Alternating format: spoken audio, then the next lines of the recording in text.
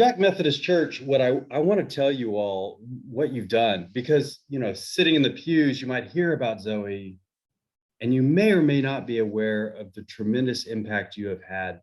This congregation, over the last 10 years, since 2012, you all have supported over 2,300 orphan children and vulnerable youth, not just by giving them handouts, but standing behind them so that they can pull themselves permanently and sustainably out of extreme poverty.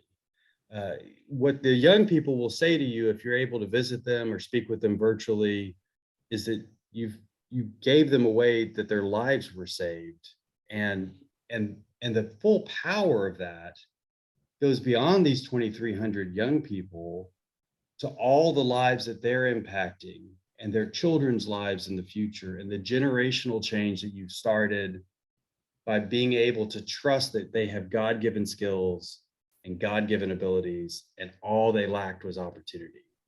Omicron obviously has spread like wildfire all over the world, including Rwanda, but it seems that we've had very few, if any, serious cases among the young people. We had cases that required some hospitalization from the Delta variant. So restrictions are starting to be loosened a little bit. We're not seeing as much interference with day-to-day businesses, which is obviously very helpful for the young people. And generally, the young people have been able to adjust, not just currently, but throughout the pandemic. If one young person came up with a great idea in one group, that idea spread like wildfire between all the groups. And because of the way Zoe's set up, Epiphany would then share it with the other program managers, and it would go across all 7 countries. So the young people, in incredible ways, stepped up with business agility and new ideas. And many of those ideas were actually keeping in the program past pandemic because they've been so helpful in making the program as a whole better. For Jack Methodist Church, you all have been such powerful supporters. We view you not really as donors, although we're happy to accept any donations you make. We view you all as partners in this work.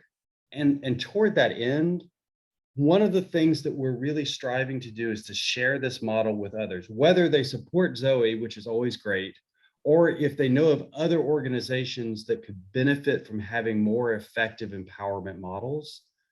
We always relish introductions, and Duck has kind of a distinctive, if not unique, position in having people from so many different places across the US and world worshiping there, that you all have incredible connections. And we would very much ask that you consider making those connections. If someone might find Zoe to be a blessing, a church or a friend or relatives, please make that connection, and we'll see if they're interested in being part of all this.